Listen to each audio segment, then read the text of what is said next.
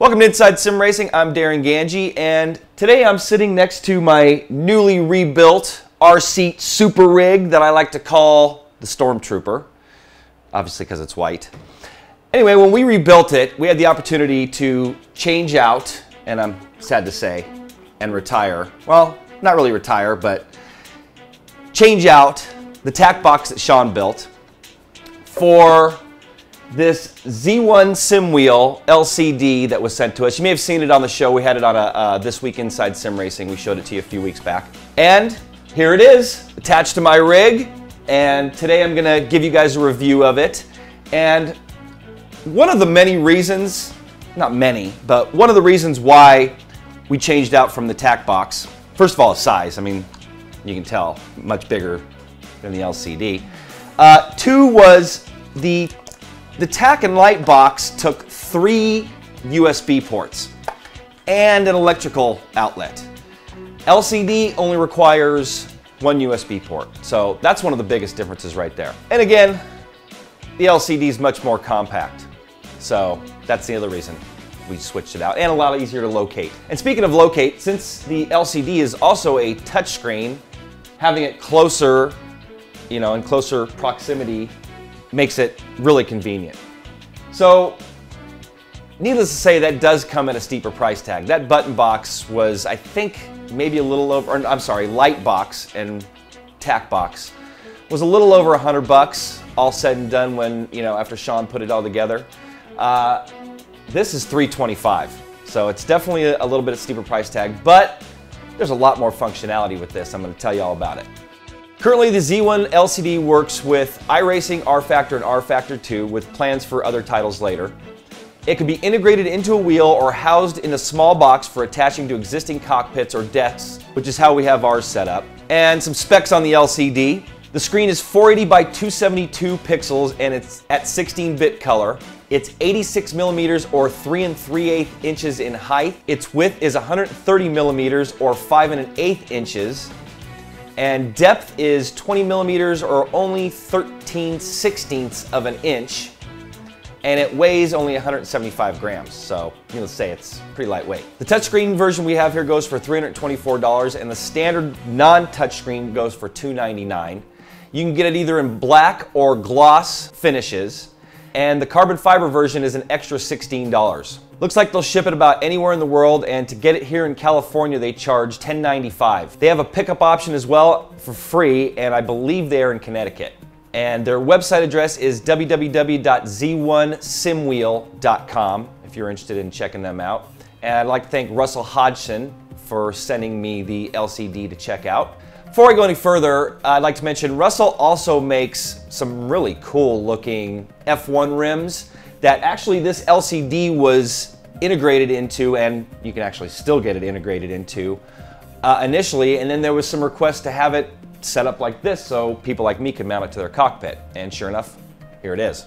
The LCD comes housed in a metal casing, and this one has the carbon fiber as well and has 6 mounting holes so that you can hard mount it if you want. We use some 80/20 tubing with the R-Seat gear shift mount to attach my button box. And it's so lightweight that I'm using double stick tape for it, and it's attached to the top, as you can see here. And I haven't had any problems with it moving or coming loose. I may mount it more solid in the future with the threaded holes in the back, but for now, it's working fine. The software to run the display is included with it and will be freely available for download. Any updates, bug fixes, new display screens, stuff like that are going to be posted at their site and will be available for free to anybody who purchases a screen. Speaking of, if you don't own a license and aren't registered with Z1 Sim Wheel, you can't even use the display that you have. I tried using it with my fiance's account and it said user not recognized. So you need to have a registered piece of software to go with your LCD. The installation process is fairly painless, but it does take a handful of steps and requires some knowledge of Windows and some file management. You need to install a driver manually as well as the font the LCD uses. You also need to have Microsoft Visual Studio 2008 C++ redistributable installed. Man, that's a tongue twister. Installed on your system to get it to work. And if you don't have it, you can get it for free, and Russell provides a link for you to get that, either 32-bit or 64. And when I say fairly painless, that's because the telemetry functionality didn't work out of the box for me. And the reason why was because you have to go into a file called the settings.ini, which is located within the program that comes with the LCD. And you have to go into that file and edit a line that basically points to your telemetry folder for iRacing. And I was missing a space in that line. This computer's name is SRT Race 5, and between the race and the 5 there's a space and I wasn't catching it. Anyway, there's a way to see or even copy and paste the path, which Russell showed me how to do, and I'm going to show you how to do that. Basically, you go to the folder that it's in, navigate to the folder that you want to go to, and click on this little button here next to the name, and it gives you the raw folder name. So take that, cut and paste that raw folder name into the settings.ini, and then you have to add an extra slash between every word because it has to have double slashes, and then a double slash at the end on telemetry, and then it'll find your folder. The LCD wasn't finding that folder at first, and every time I went to the telemetry, it was locking up. My fault because I didn't have that path written in properly. So if you have a problem with yours, that's most likely the case. So once you've done all that setup, you launch the program, and it needs to be running in the background anytime you're running your title. And in this case, we're going to be using iRacing for all of our testing. Actually, if there's interest, you want me to do another piece on rFactor, put some comments in the description or down below the description of this video on YouTube, and let us know that you want to see that, and I'll put together a little tutorial on how it works with rFactor or rFactor 2. Also, if you're wondering, this software only works with this display. So if you wanted to buy your own display and try to use Russell's software, it doesn't work. You need to be licensed. I'd honestly like to see Russell sell this software because it's so powerful, and you're going to find that out as I go through this, but it's so powerful that I'd pay separately to have this to be able to use with, iRacing, just because of how many things it does. So speaking of how many things this does, what does this thing do besides the gauges that you see here? A lot. So let's start with the first screen that you see when you go to the garage, and that's this one right here. And it has your name, car that you're running, track name and length, session type, and then it goes on to summarize your current session with laps driven in session and last stint, session and stint lap times, both average and fastest. It also shows fuel consumption per lap for the session and stint, your overall position, time of day, and time left in the session. The bottom of the screen contains 6 buttons currently, and starting with the far left, it's the home button that takes you to the screen where we just started. Next is the notes screen, and this screen shows text that can be useful to have on hand for a particular race or testing session. If you want to take some notes and then have them handy, you can have one for each car and actually each track if you want as well. Next up is a lap time screen, and if you push on that, it's going to tell you your lap times for the current session along with the fastest sector information. Next is the standing screen. It's going to show you each driver's name, lap time, difference to the fastest lap, number of laps completed, and that driver's iRating. Next up is this tool icon. It's basically a setting screen that allows you to adjust different items within the LCD, units, lap counter to either completed or current, split saved, and some other stuff. Then the telemetry screen, and this screen allows you to select a pre-recorded telemetry lap file, sync the Sims replay with the display's replay, and then play back the telemetry in real time. And you can view tire temperatures, ride heights, shock deflections, G-forces, speed, RPMs, gear, and throttle and brake application. So how does this all work in conjunction with iRacing besides what I just told you? When I come back, I'm going to show you, and I'm going to show you some of the 25 dashes that are included with this LCD. Pros, cons, rev scale, and final thoughts. Take your hobby to the next level with a quality racing rig that works great with a PS3, Xbox 360, and a PC. The GT Omega Racing Simulator is compatible with a wide range of steering wheels, including Logitech, Fanatec, Thrustmaster, and more. The GT Omega is available now worldwide by going to www.gtomegaracing.com.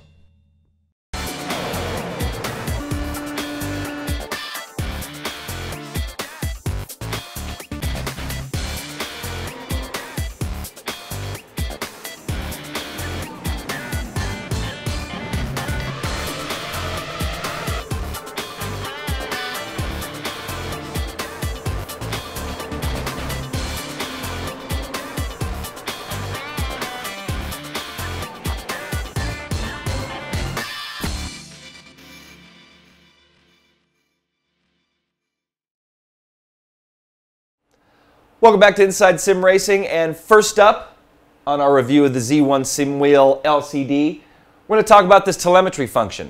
After you make sure your settings INI file is set up properly for the display software, you can go turn some laps and analyze them. Before you do, if you've never done it, you have to see how to turn on telemetry within iRacing. You may want to map a button or different key to enable it. In my case, I mapped this button on the button box to enable telemetry logging as soon as I go in car. So as soon as you get in car, push that button. You'll see this little icon appear on the bottom of your left-hand screen, and that tells you that telemetry is being logged. So once you've done that, get back out of the car, turn some laps, and then you can actually, from this screen, you can select the lap in Sim. So there's actually forward and back buttons that allow you to select which lap you want. And then at the top, it allows you to select which lap you want to analyze from the replay. Now, you have to match them up perfectly, because if you just hit play, like right now I have got a lap loaded, it'll just start playing the telemetry from that lap, even though I've got nothing playing on the replay. So you need to match them up, but once you push play, they'll be in sync and play at the same time. And it's really cool to see what the car's doing and how it's actually performing. And you see the tires start heating up, you see the shock deflection, G-forces, all that stuff, and it's a really neat tool. So some of the things you can watch: tire temperatures across the tire. You can see how that temp is on the inside, middle, and outside.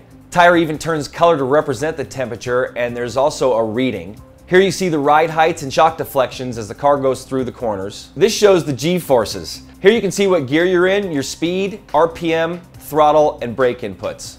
You can also use the controls below to speed up and slow down the replay. Next up, I'm going to show you what the display does while you're actually driving. First up, we're going to show you the Skippy dash, which I've got loaded right here. Top left shows your laps, position, and fuel remaining. Then below that you have a water temp gauge, the tach, and then oil pressure. Top right, it shows your speed and lap time. And the very top, you have a digital rev limiter with a shift light. At the very bottom, in very small text, is time left in the session as well as the actual time. Next up, let's take a look at the HPD dash, because it's pretty intricate. Top, of course, you have the shift and rev lights. Then you have the lap delta, lap time, speed, gear, RPM, oil and water temp, system time, time in session, fuel in pounds remaining, laps, position, and laps of fuel left. Next, we're going to switch over to the NASCAR side of things, and we're going to start with the most basic, the street stock. And each gauge or set of gauges starts with a shift light at the top with a rev limit light. Similar to the Skippy, it has oil pressure, water temp, and a tach, and the box with the laps, position, and fuel, then speed and time in the other box. Up to the COT car now, and left gauges are volts, oil pressure, and oil temp. Then you got the tach in the middle.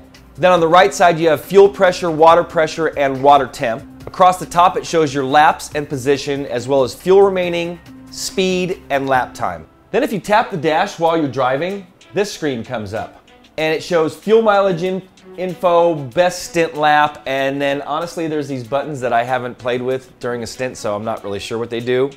So push the screen again and it goes right back to your gauges. So that's just for the many dashes. I believe there's at least 25 in the program that come with the LCD, and more to come, I'm sure. And I'm sure if you're savvy enough, you could probably create your own, because it seems like it's just some lines of text that's accessing certain things and then creating that image for it to work with, but I'm sure it's more than that. But I'm sure there's a way to do it if you're, like I said, if you're savvy enough.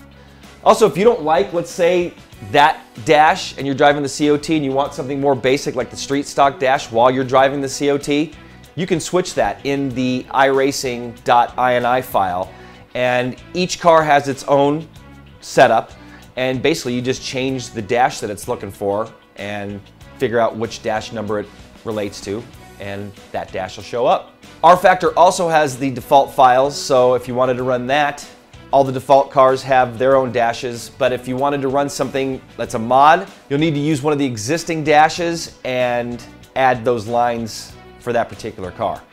The shift lights also can be altered per gear. So if there's a car that has different rev limits, you can alter those per car as well. And that's up to 7 gears. So like if you're in the F1, you can change the rev limit, the lights when it goes off, all that kind of stuff.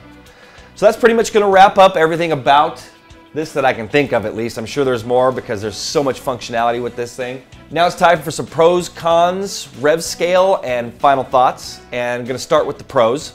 And like I mentioned, more than just attack and gauges. Second, touchscreen that has a lot of different functions. Third, telemetry instantly. For those of you that don't have the time or patience to figure out and use that Atlas software, this thing's awesome. Next pro, it's a great tool for racing. Monitors fuel consumption, lap times, temps, and more. Great, and almost I'd say a necessity for a triple screen setup, because when you're running triples, I tend to run with my field of view at the edge of my dash. So needless to say, that blocks all my gauges or puts my gauges out of view. I mean, if I wanted to, I could put them in view, but then I have less view of the track. If you have a big single screen, you normally do have that view showing, so you might not need a box like this, but for triples, in my opinion, it's essential.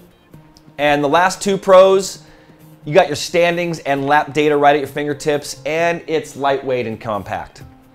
So that brings me to the cons, and the first con, and I'm sure some of you are already saying it, it's expensive. And for $325, yeah, it is. $299 if you don't have the touchscreen capability. And if you don't, you can map buttons from what I understand. So like in my case, if I wanted to map my button box to functionalities within that screen, supposedly I could, or maybe to my keyboard. Not sure exactly how that works, but that's how it does work. Plus there's the additional cost of the shipping. So next con is setup. And I'm pretty savvy when it comes to setting stuff up like this, and it definitely took me probably a good hour at least to get it all set up. Needless to say, once I did, it was well worth the time that it spent. They also told me that they're working on, once they get all these updates done, because they're continually updating the software for this, but once they do, they're going to try to make it a less painful experience as far as getting that all set up. But like I said, once it was done, it was done. And if you're not savvy, you may need to get some help. As a matter of fact, if you need my help and you get one of these, post on our forums under this show, and I'll help you out. Next con, not even a really big one. Need some extra hardware if you're going to mount it to your rig. I guess I could have mounted it. Nah, that wouldn't have worked to the wheel. So you do need something to mount it. So I don't even really know if that's a con. If you have a rig like this, you're probably looking to mount other stuff to it. I probably could have mounted it to the bottom of the monitor, but then my touchscreen functionality would have gone away. So you need to have it in close proximity and need something to mount it with. And last, no documentation. Again, I think that's part of this is still in a beta state to an extent. This LCD is far from beta. I mean, this is a final product, but the software is evolving. And until they do, they're continuing to update that documentation. And you know, once they do, they'll probably come out with some kind of manual. So that takes me to the rev scale, which I wish I could rev it up right here, but I can't. And on the rev scale, I'm gonna give it an 8. And honestly, if it was for me personally, I'd give this thing a 10 because I can't go without it now. It's definitely got a lot of functionality. It's not just eye candy. It's not just something extra to have to make my rig look cool. This thing actually does a lot, which actually was taking me to my closing thoughts. And at $350, it is a little bit on the expensive side. But, you know, a lot of times we say you get what you pay for. And if you're going for the hardcore sim route and you want to be able to analyze telemetry right there at your fingertips, you got triple screens, you need those gauges, you might want to consider saving the money to do something like that. You know, this light box and tack box, as great as it was and cheap as it was once, you know, we parted it all together, you know, it took some ingenuity. I honestly probably couldn't have done this. You know, Sean put this thing together, and if you look, it's pretty intricate in the back. So it took some time, you know. This thing, you buy it and you plug it in. Mount it, you're ready to go. 350 bucks. So you gotta weigh those options. Okay, so my final thoughts. I do wish it was a little bit bigger. Honestly though, if it was, I don't know where I'd mount it, because right now with that double stick tape, thing ain't going nowhere. It is a little expensive. I would like to see it be a little bit cheaper. I would like to see a DIY version of it to where you could buy your own display, say on eBay, and then use his software for a price. You know, I'd say this software is worth 25, 30 bucks. I'd definitely pay that for it. And that's about it. Would I recommend it? If you can afford it, if you have it in your budget for your sim rig. Again, I personally gave it a 10. I can't find any flaws in the thing, except for maybe the cost. which is why I gave it an 8 for, you know, a general score. But definitely check it out if you're interested. You can go to z1simwheel.com. Matter of fact, we're going to have links in our description here. You can check it out directly. And if you do, tell Russell we sent you. Hope you've enjoyed my review of the Z1 Simwheel LCD. I'm Darren Ganji for Inside Sim Racing. I'll see you next time. And if you get one, tell Russell we sent you. Hope you've enjoyed my review of the Z1. And if you get one, tell Russell we sent you. Hope you've enjoyed my review of the Z1 Simwheel LCD. Until next time, I'm Darren Ganji. Ah! And if you do, tell Russell we sent you. I was going to say for Darren Ganji. And if you do end up getting one, tell Russell we sent you. Why can't I f***ing finish this? And if you do, tell Russell we sent you.